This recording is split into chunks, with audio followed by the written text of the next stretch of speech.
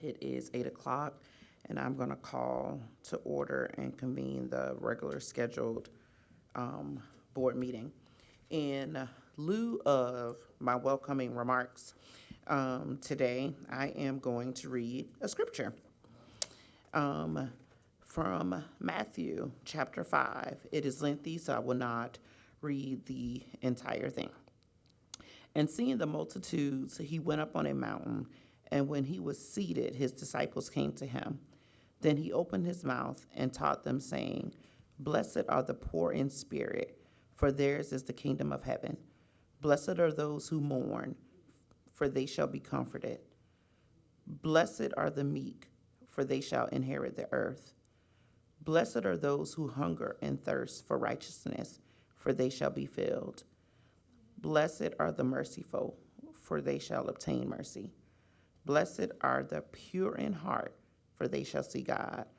Blessed are the peacemakers, for they shall be called sons of God. Blessed are those who are persecuted for righteousness' sake, for theirs is in the kingdom of heaven. Blessed are you when they rival and persecute you and say all kinds of evil things against you falsely for my sake. Rejoice and be exceedingly glad, for great is your reward in heaven, for they so persecuted the prophets who were before you. At this time, I'd like Trustee Bainham to give us the invocation, followed by the Pledge of Allegiance. Let's pray. Lord, thank you for the opportunity to come together and discuss the business of School District 5.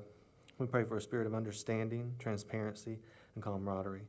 As we make important decisions tonight, may we keep in mind the best interest of all students and members of this community. Please protect the vulnerable during the extreme heat we face this week.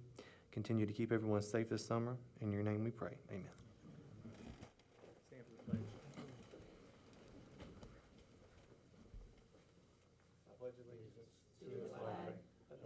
States of America, and to the republic for which it stands, one nation, under God, indivisible, with liberty and justice for all.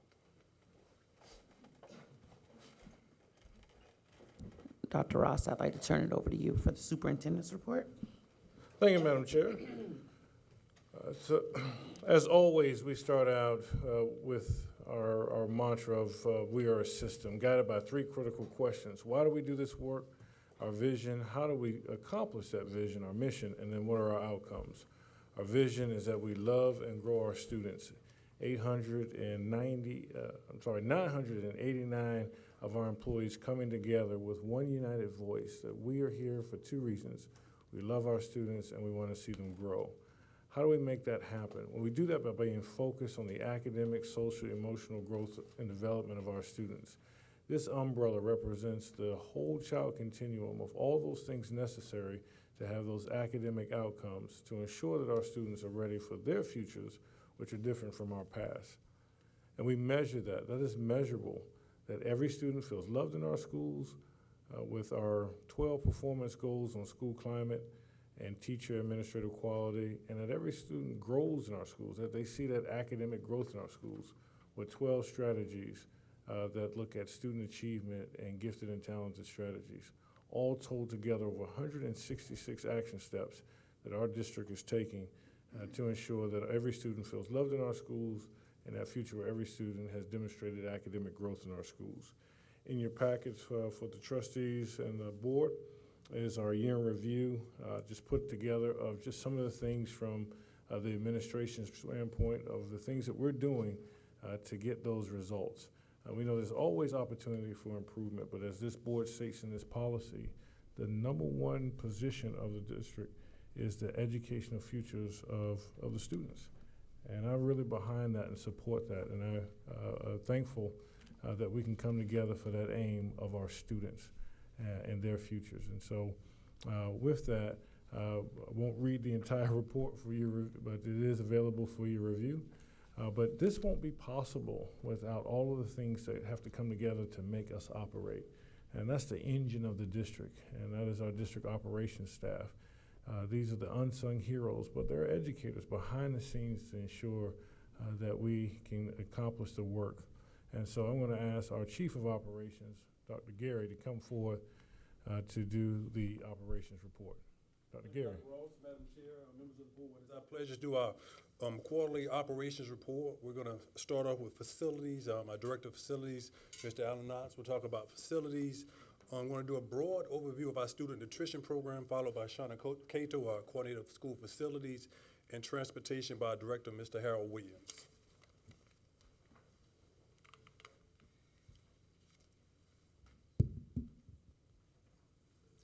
Good evening, Madam Chair, Dr. Ross, and members of the board.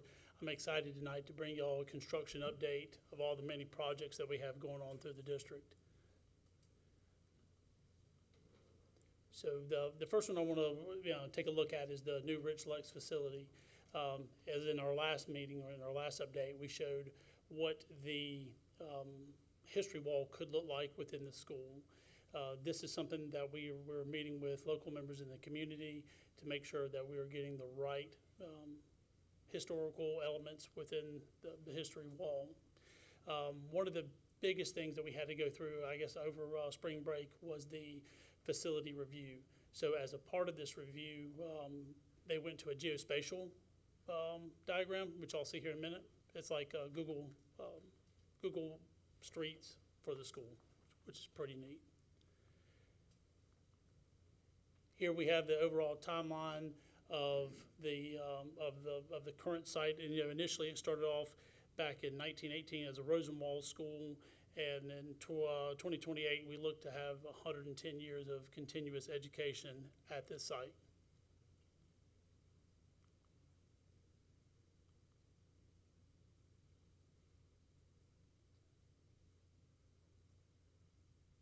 How's this going to go ahead and play? So this is the geospatial technology that's going to be incorporated into the school as we remodel and revamp it. This shows us the actual layout of the front lobby of the school, and then you'll kind of see me drive around the overall facility. This gives us a 3D view of the school. And then as we go through to do plumbing work or whatever else it may be, we can actually pull layers of walls off, and we can kind of see what's behind the walls. It's pretty neat technology.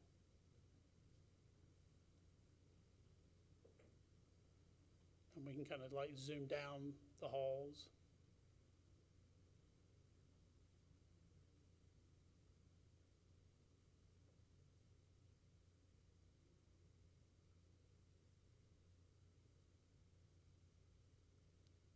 So what this will do is it'll actually give us some before and after views of the school. This is just one technology. It's really not even emerging technology that we're using with one of our projects for the bond referendum.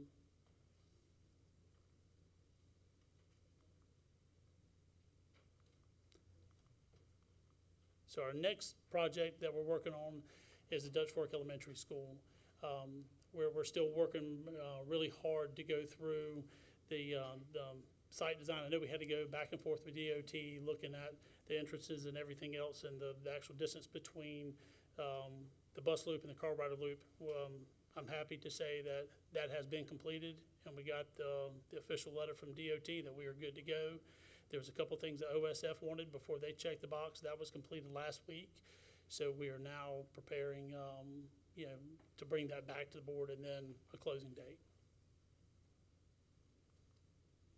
These are just some conceptual views of what the school could look like. And this is the interior of the school.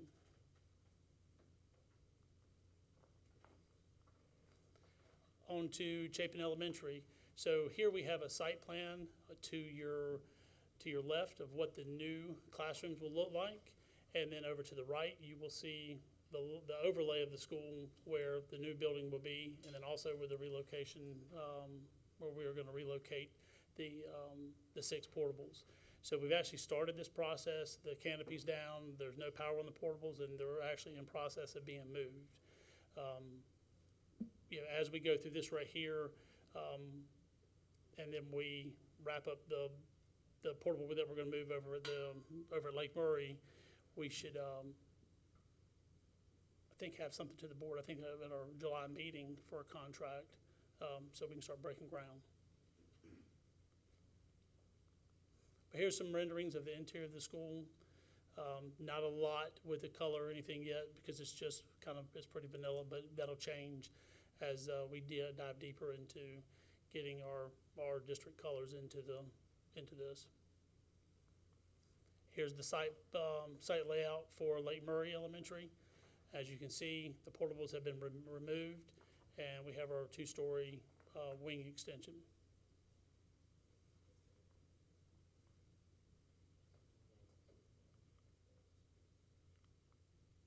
And this is just, the same as before, just a view of what the rooms could look like on the interior. On Irma High School, this is the latest view of the new extension, the new wing. Pleased to say that it is moving along fairly well. I'm out there several times a week, and then we walk through with the architect and the general contractor every other week. So we are making a tremendous amount of progress. Here we see the interior view. This is I just took a snapshot one day and sent it to Dr. Ross. This is the media center.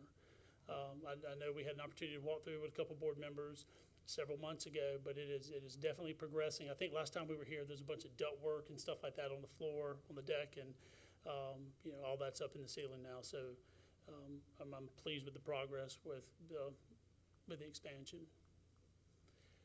Now we're going to cover phase 2, which is the student center / cafeteria for Irma High School. Here is a conceptual view where I've worked with our architects to help us design something that mimics some of the elements of the current cafeteria area at the school, then to include some student center areas, in what is actually there's like a gravel parking lot behind the existing, or the new wing. If you look at the red area, that's the actual dining area, or the kitchen area. The yellow is dining, and the blue is the student center area. To your left, you'll see there's going to be some outdoor seating areas there that will actually overlook the softball field. To the right, that is I think it's like a second story little balcony area. It's like a senior area. That's currently what Irmo has, and that was Dr. Hampton asked for us to replicate something very similar to that.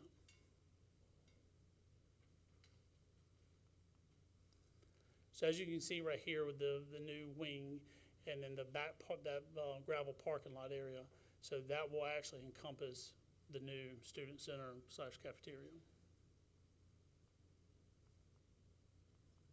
Here we have a 3D model of what it could look like.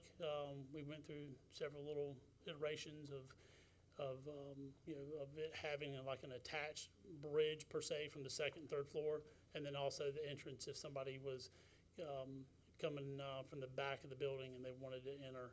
So we'll have a little secure vestibule area there on the side facing Westcott. So this is the Westcott view. And this right here is the view from the courtyard and the athletic fields. So you'll see that there's going to be plenty of space for some outdoor seating, stuff like that, and then also have a lot of natural daylight into the building, so students can have that natural daylight, and then also so they can actually see out and what's going on in the athletic fields and the new courtyard area. Now we're going to cover just some of the change orders that happened over the last quarter. We did have to add some additional security and access controls, which was an increase, but I do want everyone to kind of focus on the two decreases. So as we were going through the unsuitable soils and the trash-laden soils, we had an estimate number. We didn't know exactly what that number was going to be. So we were able to tally up those tickets and make sure we had all the numbers right. So we're getting a credit back for those two. For change order 21 and 22, we're actually getting a credit back. Change order number 23, we had some issues with the soil, I guess where the parking lot area was at the front of the building. when they proof rolled it, it's where you take a big old dump truck and you load it with a bunch of dirt and you start driving it. It's like the truck was on a waterbed. So we had to do something to mitigate that. So that's what that, I guess the basis of that change order. Any questions? Yes, ma'am. So what was the original estimated completion date of IRMO and what is it now? I would have to get that information. I don't have that readily available. And then I was also wondering, on all these new construction projects, is there an opportunity to install solar either on the roofs or on some of the parking like we did at Dutch Fork Elementary, the current Dutch Fork Elementary? There is opportunity to do that. With the layout of certain buildings, we're trying to make sure that it is, that the roofs could be accessed, if we're having to go get equipment or whatever else, but also would allow us, if we chose to add some panels. And who knows, maybe at some point in time, we decide to put a little small solar farm somewhere. I mean, so there's options. Are when those it comes things to that are redevelopment. actively being looked at or just could be looked at? Right now, it's things that could be.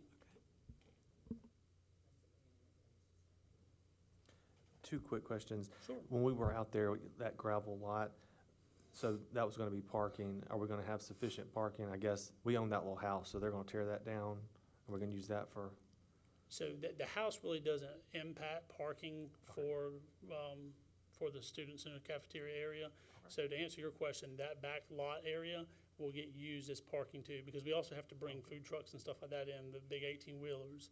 So based off our design, we feel confident that we have enough space to get everybody in there. and the other one was, the excess portables, once they're no longer in use, do we maintain those? Do we sell them off surplus? What do we do with those? So some of them, they need to be torn down. I mean, they're just not in very good shape. And then the ones that we can remodel and upfit, we want to keep those. I know there's been a request to, throughout the district, people saying, hey, yeah, we'd like to have something just to store stuff in or whatever it may be. So we don't, if we have a good asset, we just don't want to toss it aside. We want to make sure that we can keep it and maximize the life out of it. Yeah, Ellen, can you go back to the Chapin, I hate to have to go that far back, the No Chapin problem. Elementary School? No problem.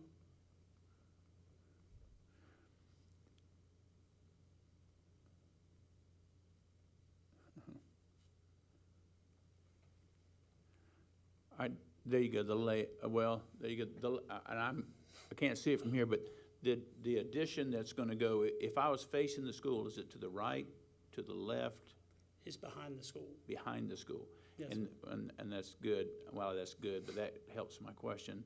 I know that school probably with ICRC, they share facilities. It's been an ongoing process, and it's full of kids and parents and constantly, with the ball fields and all back there. Do you think that's gonna be an issue for us, or do you think, just with safety and access? So one of the requirements in any construction project is we have to have access control. We just can't have kids coming onto the site. Very similar to the IRMO site and even Chapin High School. We want to make sure that it's secure. We have the fencing and everything else. It may, depending on how it's set up, it may take, I think there's a road where there's, I think, a field, like a little access drive or something like that. So it may encroach on that some. But I don't foresee it impacting the use of the fields at all. Well, I know that most schools use that little road for after-school pickup. Chapin Elementary, kindergarten picks up back there, but middle school, where the school circles around to that road, that's how they help control, keep traffic off the old Lakeland Highway too, so there's something just to think about. Okay. Yes, sir. Anything else? Any other Anybody questions? else? All right, thank you, Alan. Yes, ma'am.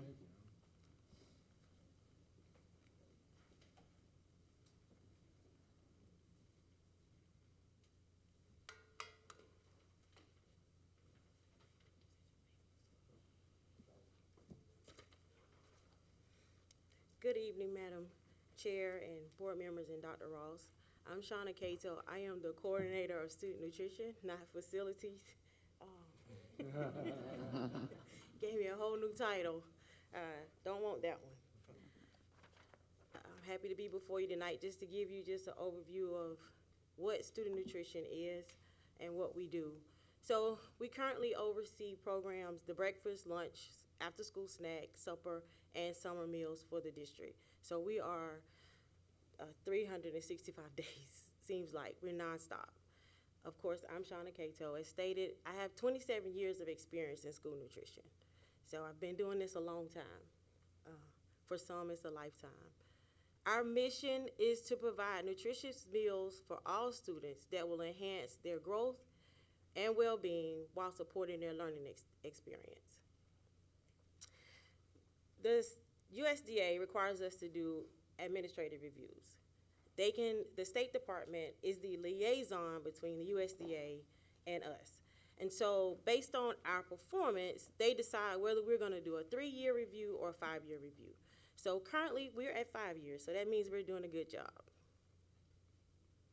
All right, when it comes to our finances, the majority of our funding comes from the reimbursement from meals that we serve during the school day, after school, summer, and through CACFP, which is our supper program. They oversee that program. So that's where most of our funding comes, majority of our funding comes from. And along with paying our salaries, fringe benefits, portion, indirect costs, all those things, we're currently working on upgrading our cafeterias and dining rooms. So that's one of the things we started working on. I started working on it last year, and so we're working on that, chopping at the block to get those things done. How do we secure our vendors? We do that by the district procurement guidelines. That is also another thing that the State Department comes in and checks to make sure we're following the state rules and what the district says. So we are under gun on every side to do the right thing. And we secure those bids 1 year, and we have up to 5 years to renew them. So we follow those same protocol. And we also do our best to secure with our produce the freshest locally grown produce that we can. And we work with vendors to do that each year. We also have to do something called Buy American.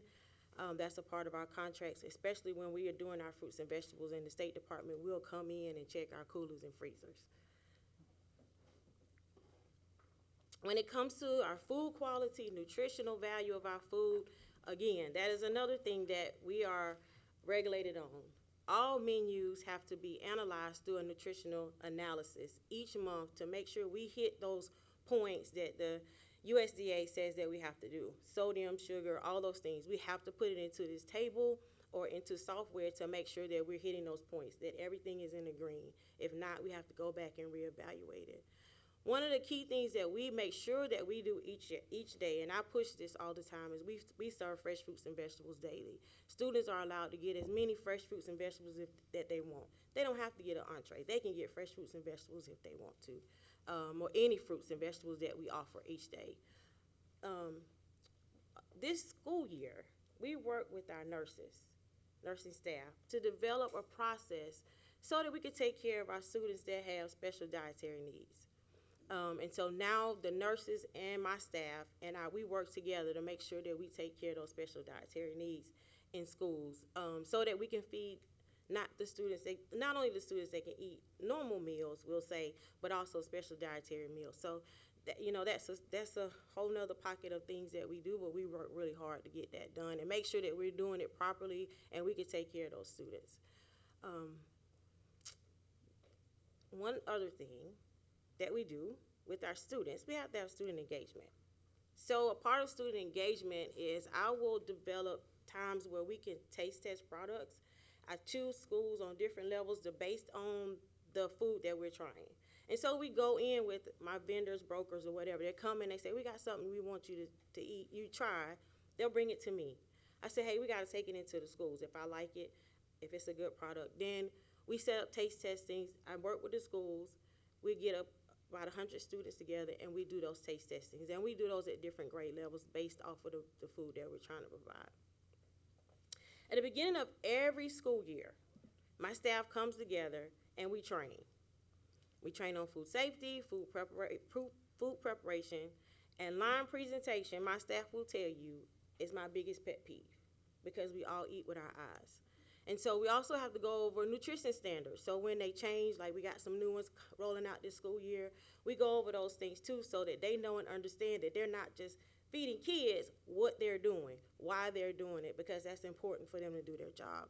Because as I told Dr. Ross, the cafeteria is an extension of the classroom because students are learning how to eat when they come see us. Currently, we participated in farm to school grants. I think it's been an ongoing thing, and we still do that. This year we had 4 schools to participate, as well as we participated in a fresh fruit and vegetable program.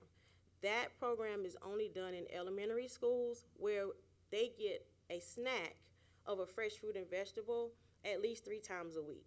They also get nutritional education, and it's something that's incorporated into their school day. So we work with the schools so that the teachers can help us, and they train with it. They can take an apple, cut it, doing fractions, something to incorporate into the school day, but they eat it in the classroom. They cannot eat those fresh fruits and vegetables while they're with us. Do we have any questions? Do we have any questions, Mr. Bainum? So some positive feedback and then a question. So love trying the new things. Our daughter, and heard from a lot of students, that's a really neat opportunity for them to kind of taste test and feel like they have impact into the menu. So thank you for that. And then when I get to visit schools, I try to stop by and speak with the cafeteria staff and, what's working, what's not. And I ask them, are they seeing, something that the kids are liking or disliking? So that was going to be my question. Do you see with some of the new, menu guidelines and dietary restrictions, is there more waste of a certain type of product or food item? Or are we kind of about the same as years past? So we haven't seen much waste, and I'll talk about sugar because that's one of the things that's changing. That started changing last school year. So what the food developers do, they've started working, manufacturers, they've started working on that stuff before it hits and say we have to do it. So it's done in a way that students now, because I lived during the last time and I don't want to live through where kids throw food in the trash, I'll tell you that. It's heartbreaking because I know how many kids are hungry. But they've worked on developing products that are palatable for our students because when you make drastic changes, we don't want to eat it. So I don't want to serve anything. I don't serve anything to students that I don't want to eat. I have an advantage, though. I have a 10-year-old that I let test some things sometimes, because they're the ones eating it, not us. I think we had another question. Oh, sorry. I just really wanted to compliment you. I used to, and your staff, Thank I used to mentor in another school district, I won't say which one. They did not cook their own food. It was all shipped in.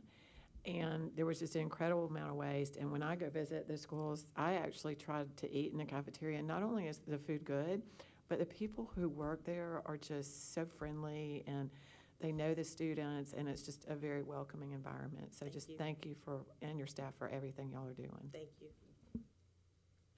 Ms. Cato, you and I recently had a very good conversation. I appreciate you. I am a little disappointed, though. The board gets invited to a lot of things. I've never been invited to a taste testing.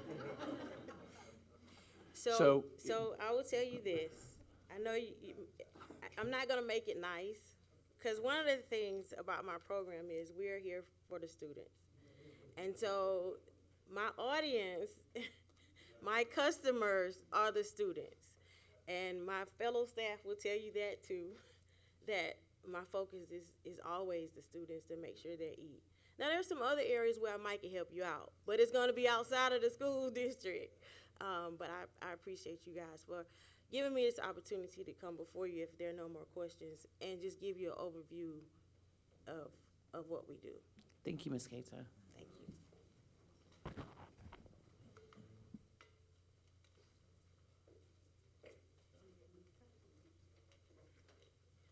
All right, good afternoon, Madam Chair, Dr. Ross, and distinguished board members, and everybody. Thank y'all for giving me the opportunity to come and speak. Transportation. The bus on the wheels goes round and round. And I would tell you that I'm going on about 19 years now over here in the district, and I tell you every time that we try and do anything, we have great support. And I appreciate what the board does and everybody does, and especially my principals out there if y'all listening. All right, the buses that we operate with, we have 102 buses that the Department of Education provides for us, and we have additional 10 spares. Lexington Richland 5 has 33 buses. Those are activity buses. Total miles that we drive per day, just the buses, 7,914. If we was to look at that, that would be a trip from Columbia, South Carolina to Los Angeles, California, round trip, and then back to California in a day. Total activity and field trips that performed last year, 1,495. So our students are out, they're in the communities, they're going to games, they're going to field trips. So I'm proud of the people also that's getting up to do those things. Drivers, they're responsible for doing inspections. All drivers are required to do inspections. We do a pre-trip, during trip, and a post-trip inspection. The inspections are done each time the bus is placed into operation. And if that bus has been sitting for an hour or more, we must perform a pre-trip on it.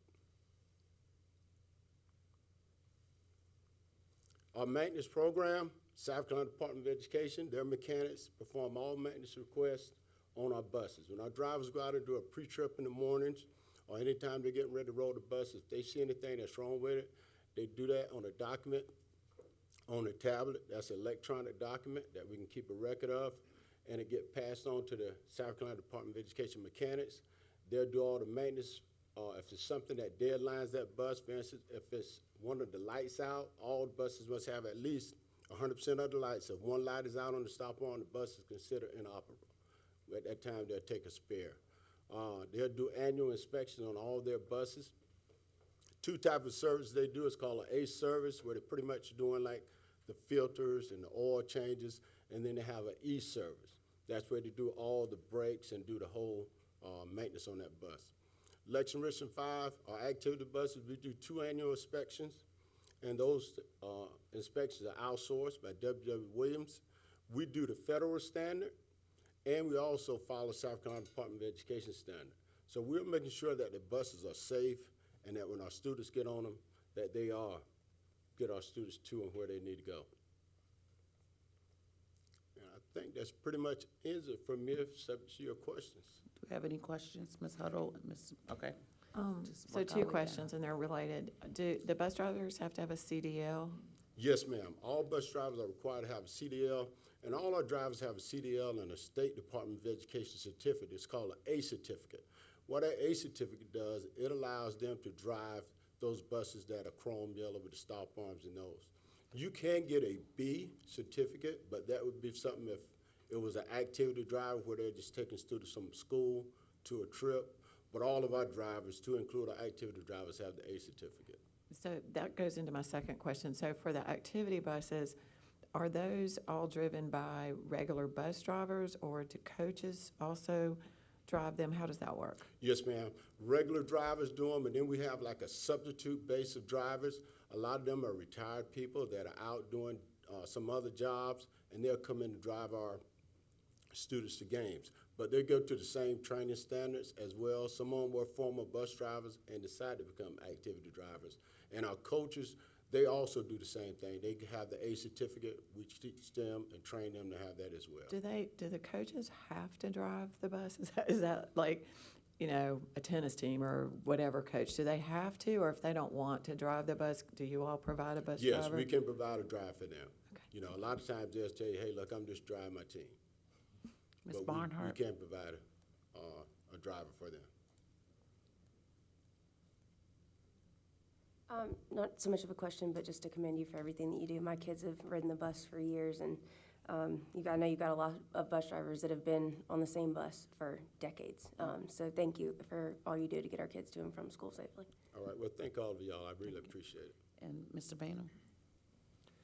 So feedback from your drivers, I know our neighbor had an issue, and we leaned on our elected representative to the State House and some county council members, the cul-de-sacs in a lot of the neighborhoods. Are you hearing feedback that there's issue because some of the asphalt conditions I know is not great on those tires? So just wondering if is that the wide issue or what? Yes, sir. I do get some calls regarding to the cul-de-sacs, and what I do is try and go out and take evaluation of it. A lot of things that take place with it is if the community is deemed a gated community, or if the contractor that built that community have not released it yet, then the community and the contractor are responsible. And so if it's not, then the county would take care of it. But in one area I did check out, the builder had not transferred the entire community over, so that was the issue.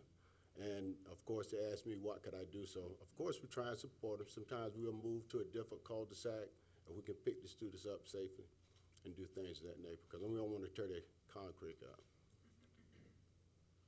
Anybody else? All right, thank you so much. All right, thank y'all. That concludes the operations report. I would like to make a brief statement regarding the data security incident. And to our community, the investigation regarding the data security incident has revealed that some data was taken from the district network. We're still working with third-party experts to determine the scope and nature of the impacted data. If any sensitive data was impacted, the district will follow the expert forensic and legal recommendations to address this issue. As the investigation progresses, we'll keep the community and the board informed of any of these concerns. At this time, we have no reason to believe that any sensitive data is being misused.